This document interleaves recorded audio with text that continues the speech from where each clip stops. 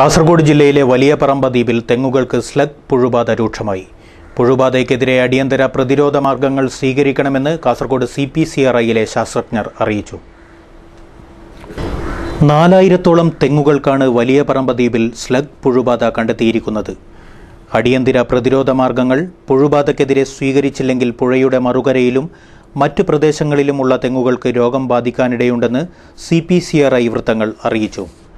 കേന്ദ്ര തോട്ടവിള ഗവേഷണ സ്ഥാപനത്തിലെ ശാസ്ത്രജ്ഞരും കൃഷിവകുപ്പ് ഉദ്യോഗസ്ഥരുമടങ്ങുന്ന വിദഗ്ധ സംഘം വലിയപറമ്പിലെ പുഴുബാധിത തെങ്ങ് തോട്ടങ്ങൾ സന്ദർശിച്ചു. കീടനാശിനിയായ കാർബറിൻ സ്പ്രേ ചെയ്ത് കീടങ്ങളെ ഫലപ്രദമായി നിയന്ത്രിക്കാമെന്ന് നിർദ്ദേശിച്ചെങ്കിലും സ്ഥലവാസികൾ വിമുഖത കാണിച്ചു. തുടർന്ന് വിദഗ്ധരുടെ നിർദ്ദേശാനുസരണം 5 വിളക്കുകിണികൾ സ്ഥാപിക്കുകയും അവയുടെ മേൽനോട്ടം വഹിക്കാൻ കർഷകരെ ചുമതലപ്പെടുത്തുകയും ചെയ്തിട്ടുണ്ട്.